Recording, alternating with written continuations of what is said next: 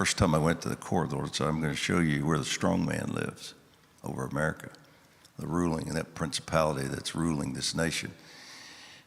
And that's where I felt he was headquartered. And it's because it's Baal. That strong man is Baal. And we've been, there's been an ongoing effort, prayers, assignments, lots, just lots of people having parts of it, pieces of it. But there's been an ongoing effort to dethrone, that's a good word, dethrone that spirit for quite some time. And now that we have come to the place where we can finish that and end his hold over America, now the Lord is saying, now go back to that headquarters because you can finish this now. And you can rededicate that place to me, and you can rededicate this nation to me. We've already restaked claim there, and the angels already said, I'm giving you mercy, or the Lord's giving you mercy. So we could do that. When Chuck, he was speaking, doing a conference with us once in Colorado Springs, that spirit came and tried to kill him. He came into his hotel room through the night because for a season that spirit was very active in Colorado Springs because of what the Lord was trying to do there. And he literally saw it come into his room, and then I'm sure dealt with it and made it go. But then there was an accident on the way to the service, which the Lord protected him from. A car accident. That spirit was trying to kill him because we were engaged in taking out his throne. Then that spirit came after me, and the Lord allowed me to go into a 2 or 3 season battle personally with that spirit. And I'm not really. My plan is not to teach on that today, and I know that may sound weird to some of you, but that's exactly what happened. And the oppression around me, and it's really strange because, hard to explain, because I wasn't really oppressed. I wasn't discouraged or depressed, but I knew I was in a cloud of oppression that was trying to invade me and trying to take over me. And it wasn't some little demon, it was bigger than that. This was something that was really strong, and I just could tell this is different. And finally, I called Chuck and said, man, I'm in this place right now, and I'm just trying to figure out what's going on. Do you have a word for me? I need a word. I told him, I said, I need a word from God. I've never called him before, I don't think, and said, I need a word. But I did that day. And I said, I need a word from God. Do you have any insight about this? He said, yeah, it's Baal.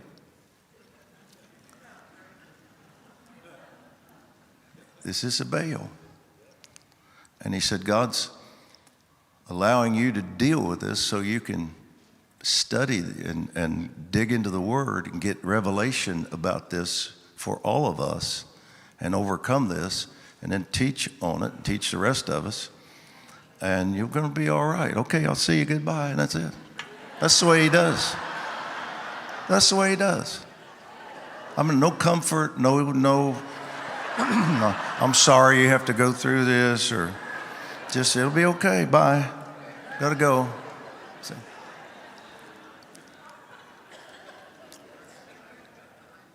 So that's when I became aware of who the strong man was, enthroned there. And I did study it, and I felt like the Lord gave me insight about that. And that's, of course, then a few months later when Lou Engle was led to do the call in Nashville on 777. And he said, I don't know why, but he told me to do it on 777. And I said, it's because 7 is a number of covenant, and Baal has tried to remove us from the covenant with God and move us into covenant with him. And I'm trying to do this quick without confusion, but 7 is a number associated with covenant. And so Baal, who calls himself Baal Berith, the Lord of covenant, tries to usurp God's position and move us from covenant with God into covenant with him, or marriage. Because in the marriage vows, they would repeat the vows 7 times. The word oath and 7 are the same word in Hebrew. So an oath of covenant was called sevening yourself because you repeated it 7 times. Well, Baal had tried to step in and say, I don't want this nation in covenant with God. I want this nation in covenant with me through sin and actions, and I want them to reject the Lord. I want them to divorce their marriage, their covenant with Yahweh, and move into me. And when you enter into a covenant with Baal, you've entered into a covenant of death and destruction, and that's where we've been. And so God started doing these 7s, and the call was one of them, because what he was saying to us was, you're going to divorce Baal and recovenant or remarry me. And that's why we're doing it on 777. And Lou got it totally. And he turned the whole call toward that of breaking the stronghold of Baal, and divorcing Baal and remarrying the Lord in this nation, come back into covenant. It was such a powerful word at the time. I think somewhere around maybe 100,000 people showed up there in Nashville. We had 300, the revelation was so strong, there were literally 3, I think, but there were a few couples that literally, they were engaged to be married and had their ceremony, wedding ceremony there in front of the stage while we worshiped as a sign, prophetically. Their marriage was a picture that this nation is remarrying the Lord. Anybody who was there? Anybody of you here? Some of you had to have been there. It was, and at the end, and I've never heard this Liberty Bell talked about as representing our covenant with the Lord. But it was so powerful when Chuck said that, and they said, it's your shofar. It's our shofar. The covenant blast. This just went through me like a lightning bolt. And I was thinking back to that ceremony, at the end of that call, there were he had people that were they get this. I don't know how they got them, but they were all trained well with shofars. It wasn't like the kind that sound like a sick eagle, you know. But people that could do it well. You know what I'm saying? I can't do it well. You listen to me try to blow a short. But some of these people, 300 of them. To this day, when those 300 shofars sounded at the end of that day in that stadium, I said at the time, this is the most powerful moment thing, the atmosphere, the power of God, this is the most powerful moment I've ever had or felt in the spirit in my life. And to this day, it remains one of them, if not the most powerful moment. And now I get it. It's covenant. It was the sound of covenant ringing out in that stadium. It was like the Liberty Bell, 300 of them in there. It was like, here we're coming back to Yahweh, and we're going to divorce Baal and marry him. So anyway, there's a picture of this, and there are many pictures in Scripture that had of God when Israel had connected with Baal or broken covenant with the Lord, and were walking in this covenant, even whether it was they knew they were or not, worshiping Baal was in covenant with Baal. And often the breaking of that and coming back to the Lord would be associated with the number 7, because it's the oath number of covenant. So in Gideon's situation, same year, they had come under judgment for 7 years, and the 7-year judgment was God telling them through that symbolic number, your judgment is connected to your 7, your oath of covenant that you are walking in with Baal. So if you're going to worship Baal, you're going to get judgment. And so they were under the control of another nation for 7 years, stealing their harvest, their crops, all this stuff. God comes to Gideon and says, you're going to be the one to help me deliver the nation. And it's fascinating. He's the son of Joash. Joash means the fire of Yahweh. Gideon's name is very fascinating to me. Now, this is, I didn't even know this was a word when I looked up the meaning of Gideon. The meaning of Gideon is feller. Now, that's not like from Kentucky and southern Ohio. It's not like a man. It's this feller over here. It's a tree feller. It's really a word. A hewer of wood, or felling a tree, from the root word gadal, which means literally to fell, as in a tree, or hew, or chop. Then, therefore, also means destroy, or cut down, or cut asunder, or tear down a throne, for example. So Gideon's name means a feller, one who cuts down, one who destroys. Isn't that amazing how these guys, these people, how God does this stuff with mom and dad don't know when they're naming him that one day he's going to cut down the rule of Baal. What are we going to name this kid? Hewer, feller, one who cuts things down. That's a crazy name, isn't it? I mean, when you think about it. But God is painting a picture at birth of what he's going to do with this guy. So when it's time to do it, this is what I love about it. Now, Joash, he's kind of a backslidden guy too. He's supposed to be representing the fire of God. And he has the village idol to Baal in his backyard.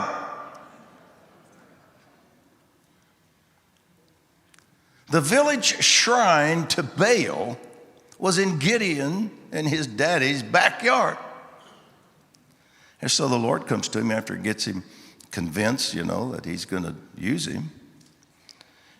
He says, the first thing you have to do before I use you with the nation is you're going to have to take care of your own house. I need you to go tear down that shrine and that altar to Baal built in your daddy's backyard.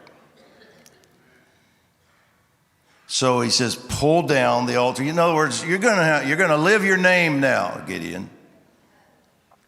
You're going to pull down the altar of Baal in your dad's backyard. This is chapter 6, verse 25 of Judges.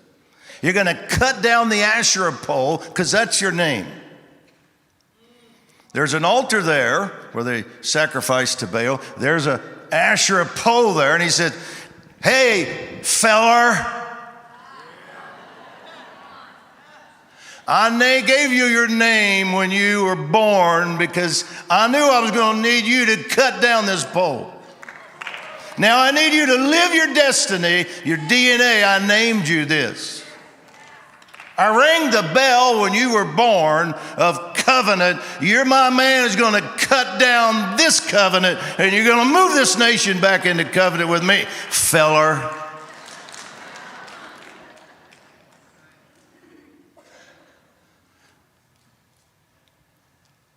And then he does it. And he said, I want you to take the wood from that and build an altar to me. I'm going to mock this spirit. I'm going to show this spirit who I am. So don't just burn this wood. You're going to use the wood to build.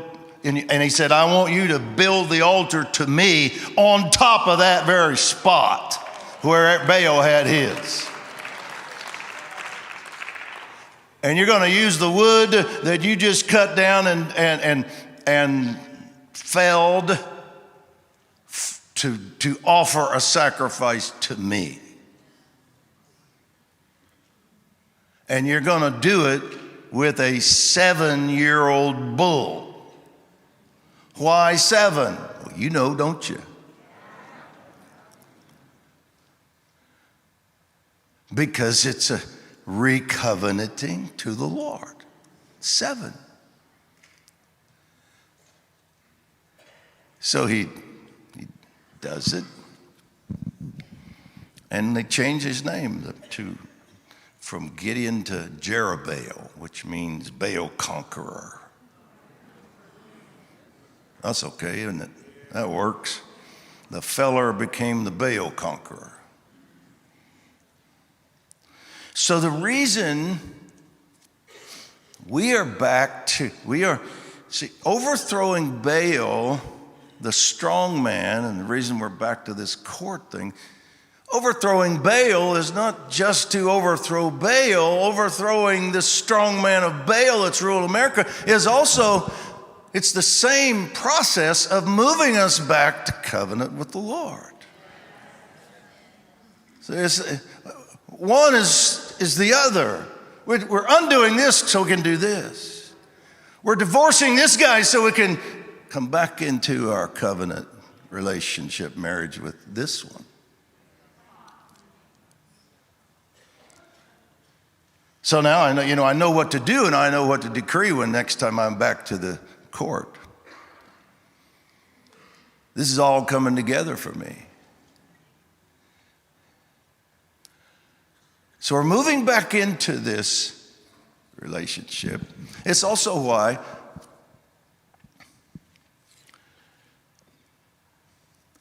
the Lord gave that dream to Greg a couple of years ago, or a year or two. I don't know how long ago it was, but the baseball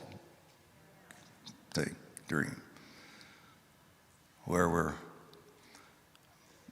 there's a baseball game in Washington. I'm not going to go into the whole dream because most of you should have heard it if you follow me on Give Him 15.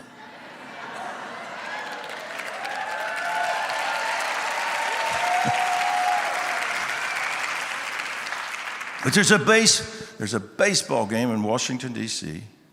It's called the World Seers, S-E-E-R-S, the Seers, the Prophets, World Seers Series. And it's the powers of darkness playing the ecclesia, basically.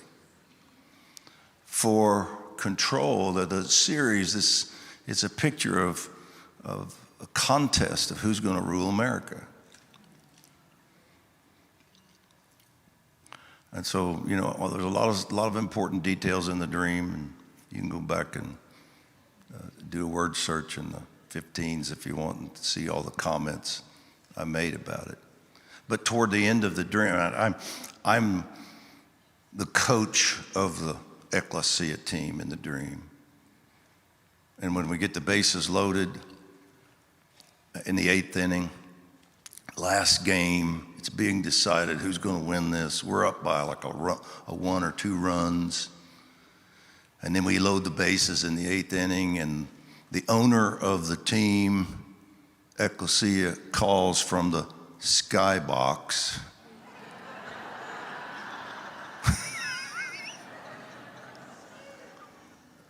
And gets me on the phone and says, you're going to pinch hit.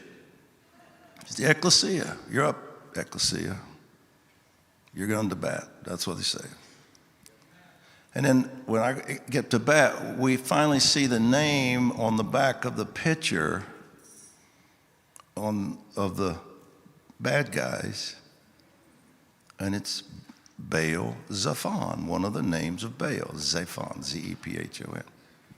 So then the Lord brings me back to this Baal thing through this picture in a dream. You're still in this. I sent you to the court.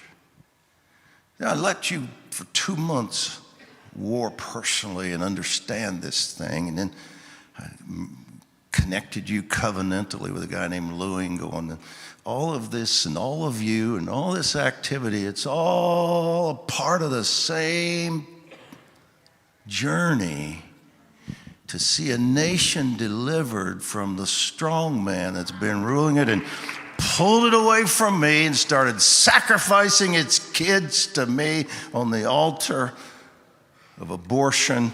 But we're in this journey and you're part of it, and I need you to fell something.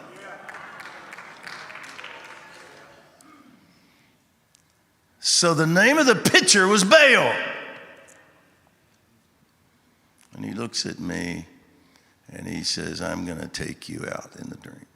And I said, I'm going to take you out. And before I go up to bat, I look at Greg. He's the assistant coach. Thank goodness he wasn't the coach. He was just the assistant coach in the dream. And I said, well, where should I hit it, or what should I do, something like that? And he said, hit the baseball and aim for the throat. Because, and I don't know if Chuck's still here, he would love this. I think he's left. But he said, go for the throat, take out his voice. This pay season is all about the voice. Who's going to have the voice? Who's going to have the voice in this nation? Baal or Yahweh? That's what it's all about. Who's going to sit on the throne? Who's going to have the voice? And he says, if you take out his throat voice, if you hit him in the throat, he'll never be able to pitch again. And that's exactly what happened in the dream. I hit. Oh, and there's all kinds of. I went back and read it while Tim was speaking.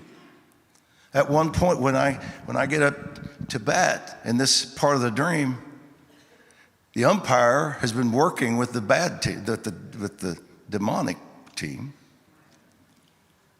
He's calling all these weird pitches, strikes. And at one point, I turn around and say, you are no longer allowed to umpire this game. And Michael is sent to be the umpire for the rest of the game. You can't put this stuff together. And some of these dreams, and when these things come, it's like I think I understand it a little bit, but then you go another year and more revelation is downloaded, and you go back and say, that's what that was. Michael steps in as the umpire. And who was it? Chuck's up here talking about the occult and uncovering it so that we can have our voice back, and you get revelation and you uncover it. And this umpire that is kicked out and replaced by Michael is dressed in a pharmaceutical white apron, whatever they wear, coat. Not because pharmacists are bad. The symbolism of the dream is pharmakia. The Greek word pharmakia is where we get the word sorcery and witchcraft. I'll call it in the New Testament. And for drugs and witchcraft. So all this demonic activity has been controlling us and umpiring the game, helping Baal, and now we have the bases loaded. Michael has come to help us. And we're about to take out this spirit, take out his voice, and recover ours. And remarry the Lord.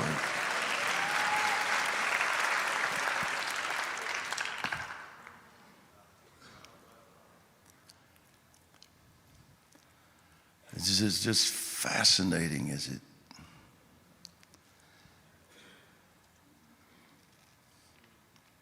And I feel like it's this thing he said about revelation.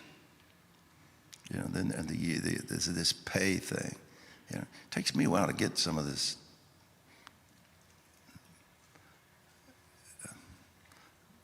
57, 75, 14, 32, and all this stuff, but I get it eventually. Sometimes he gets on these numbers, and I do the numbers thing in Strong's, but he does the years, and you know, and I can, you know, how'd you get pay out of 2? Anyway, I'm figuring it out now. I'm trying to track with him. I mean, he sticks these railroad spikes, and if he paints them gold, it's now a valve, not a spike, you know. And I think, how'd you get a valve out of a railroad spike? Go drive this in the ground and drive, you know, and do this. And I said, well, it's just a railroad spike. No, it's not. It's a valve. I said, oh, okay. Why? Because it's gold now. Okay. Anyway, I'm trying to figure this stuff out.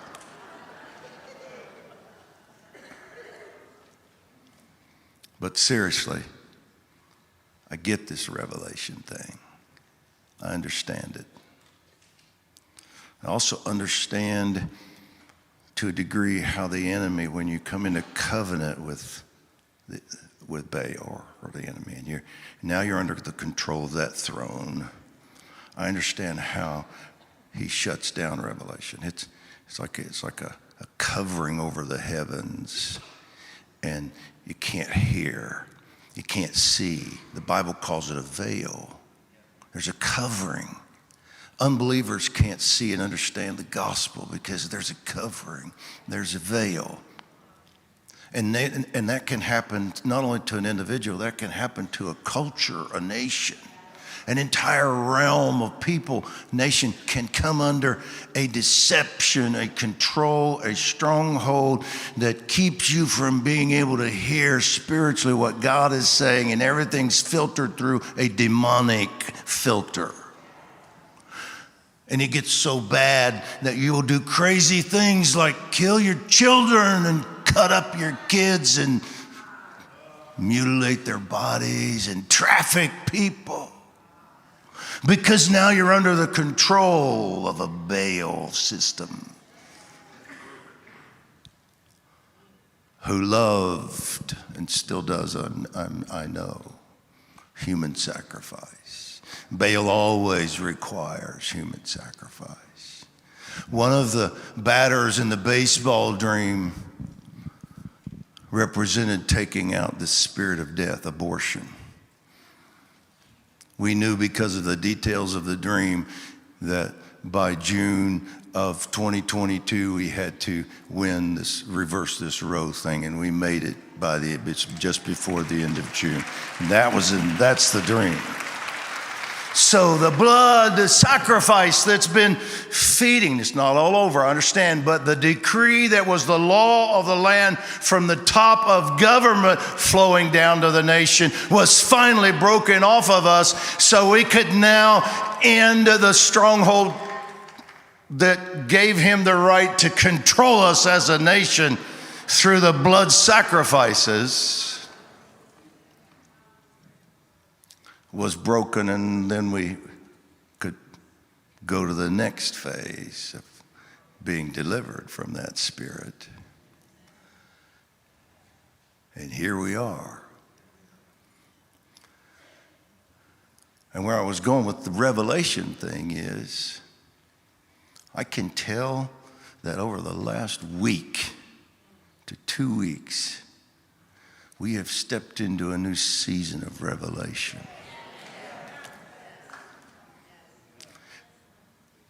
I felt it everywhere I've been. I've been in Washington, D.C. at times when I felt like when the plane landed, I stepped into a fog. It's like, now I know why some of these people here are so stupid.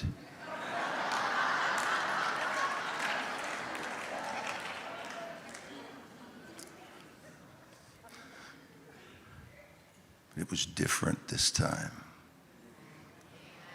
I think it's why all the bickering and the fighting is getting worse, because the enemy is so angry. It was different. That thing is lifting. That darkness that has controlled us is being broken, because the ecclesia is doing what God has called us to do. And we're saying, no, you're not allowed to do this. And it's not just us now. This goes back for years. It goes back to the call. It goes back to what we did 10 years ago, 5 years ago, 15 years ago. And it's all doing what God said it would do. And we've been in this process of felling the altar and the tree and the Asherah pole and rebuilding the altar of the Lord on top of it. And now we've come to this new place of being able to hear revelation. And revelation means the lifting of the veil. But what a lot of people don't understand is that it does happen for the individual, but it also happens at a corporate level. The heavens are rent, and the veil lifts, and not just a person can hear, but a society, a nation, a culture can hear. There's an awakening. And we're moving into that place of revelation.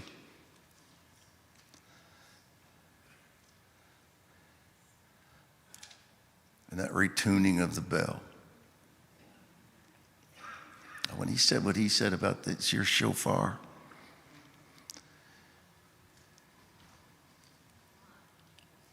you know, it's like a representative of the court twice, where that strong man has lived, had to help us. That's why it was from the court. That's why it wasn't a president or a member of Congress. They were from that court, because that's where he had found refuge. And now they're helping us break it. But one of the things that's fascinated me this morning, which I've never thought about before, in that dream where we were retuning it, when we finally got it retuned, we got the covenant shofar to sound appropriately again in our land. When it was finally retuned, I looked at Greg and I said, come on. And I said, we're going to need that key I gave you a few years ago. You remember this? Because I went to minister for him several years ago, back when they pastored and led a work in Hawaii. Used to try to go over there every once in a while and minister.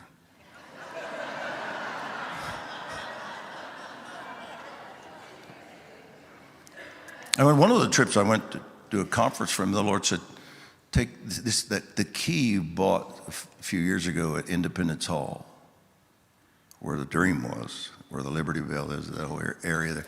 Take that key and give it to Greg. So I did.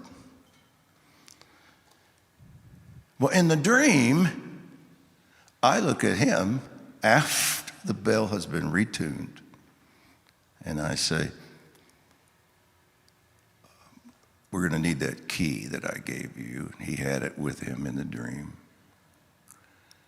Is that funny? I gave it to him in the natural, and now he's dreaming about it. He said, we're going to need that key to Independence Hall. So we walked across the street, and we had the key to unlock Independence Hall.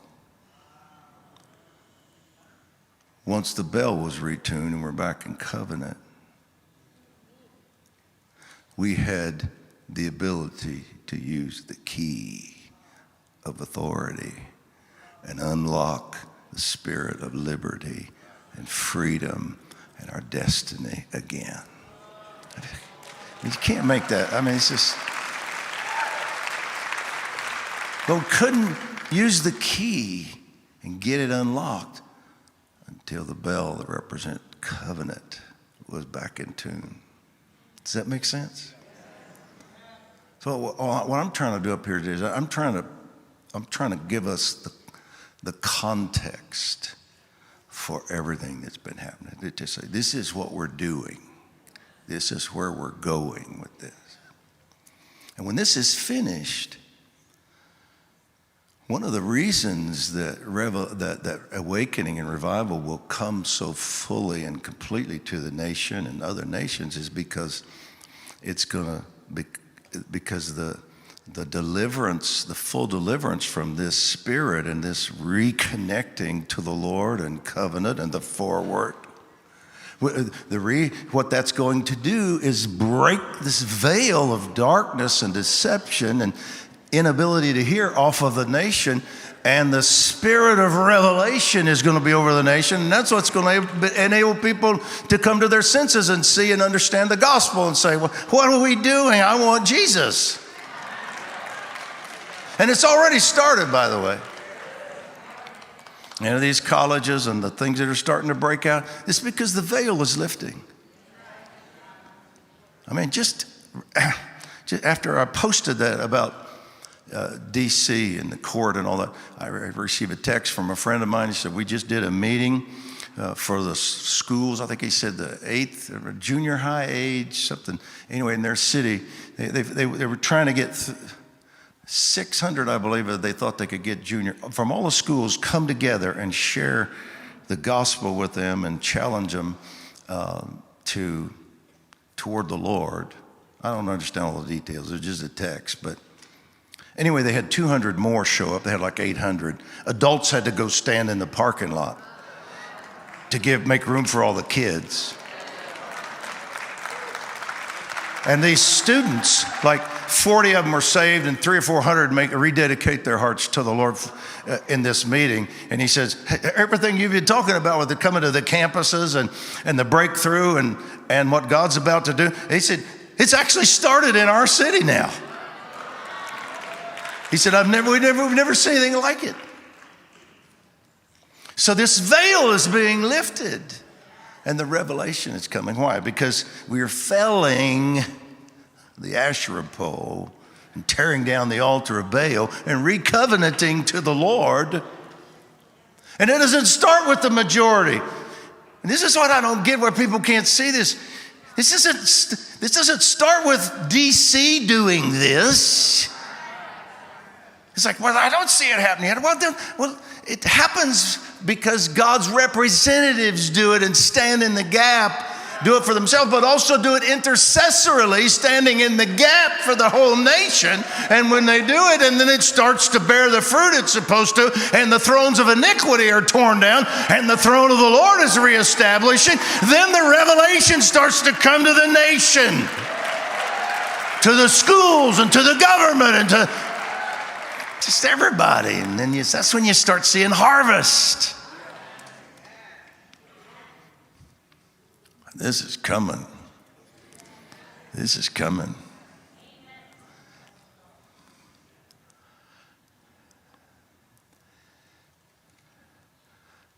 We're going to win this battle. We are winning this war.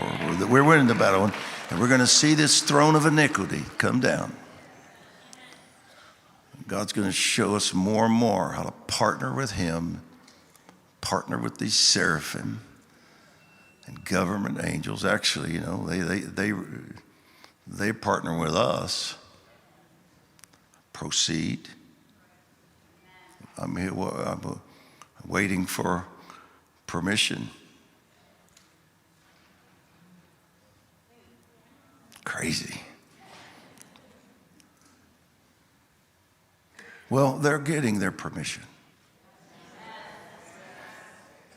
You painting your borders and decreeing what God says decree over your state and your town, your city.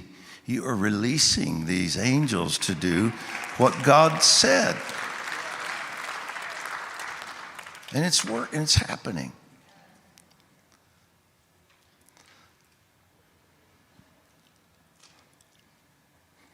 Well, I'm not really sure how to end this.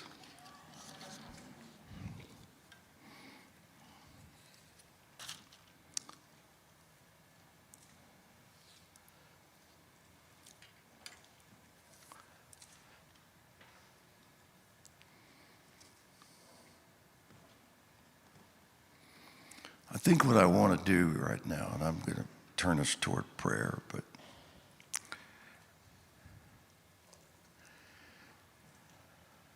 I want to just say that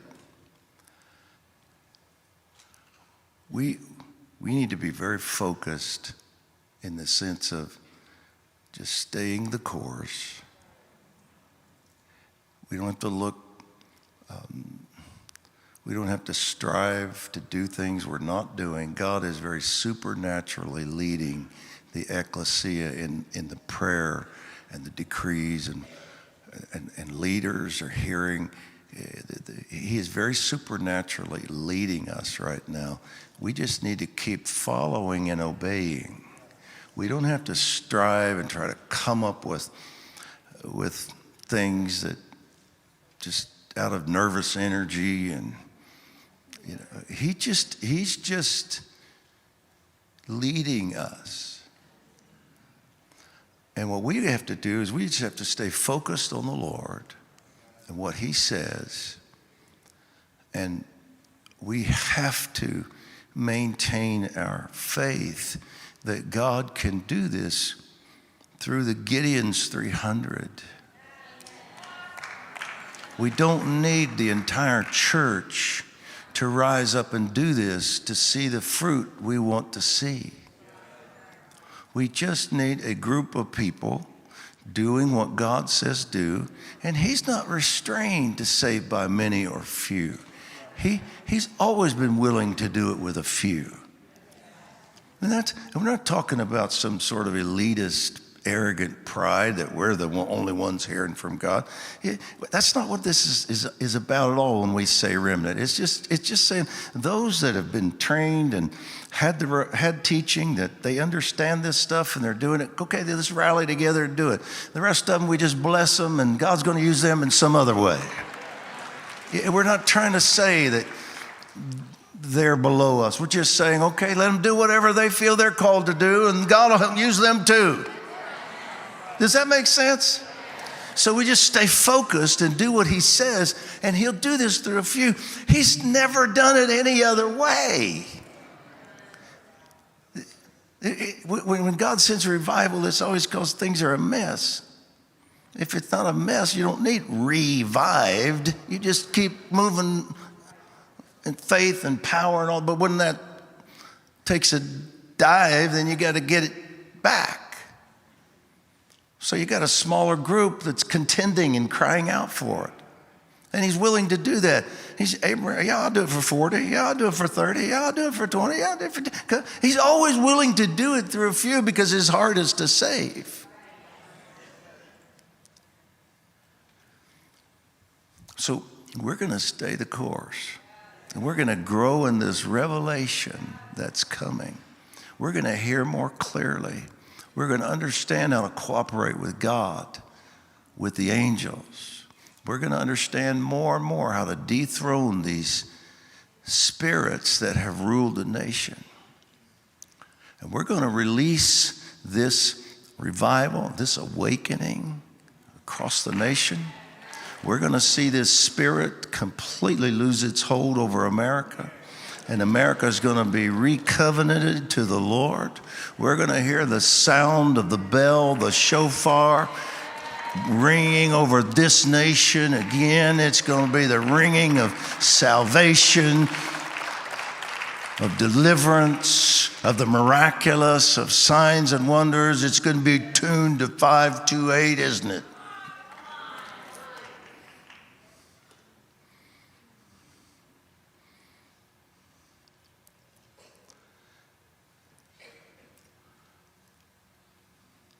We're going to drink the new wine.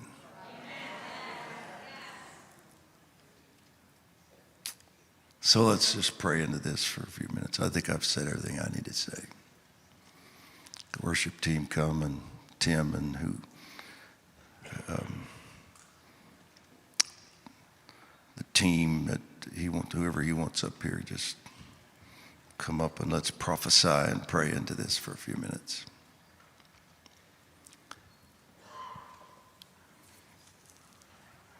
Lord, we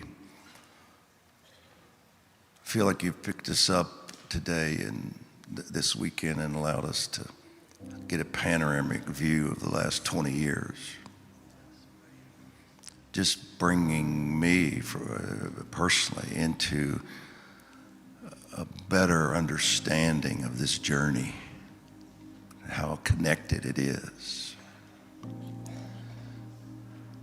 how these dreams and visions and things you've been doing have been so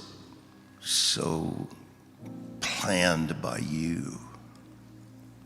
While you're showing me this, you're showing someone else that. And while you're leading me to do this, you're leading someone on the other part of the nation or over here to do that. And you have this orchestrated work of your people that you've been doing. And now you're bringing this thing to a point where you say, we're going to finish this. We're going to finish this dethroning of Baal over America. We're going to finish this evil. We're going to hit him in the throat with the baseball. We're going to take out his voice. And we're going to see the voice of the Lord reestablished in the land. We're going to hear the sound of liberty and freedom. And the gospel is going to prevail. It's going to be preached, and when we used to preach it, and it'd be one or two saved. We're going to preach it, it's going to be 1,000 or 2,000 saved, or 10,000. And we used to preach, and there'd be 2 or 3 people saved in a city, and we're going to preach, and the whole city's going to get saved. And we'd pray for 1,000 people, and it'd be one miracle. And we're going to pray for 1,000 people, and they're going to be 500, 600, 700, maybe even one of these days 1,000 out of 1,000. And there's a spirit of deliverance coming, and you're going to deliver a nation from insanity and the crazy things we do and the warped mindsets we have, and you're going to restore us to sound mind.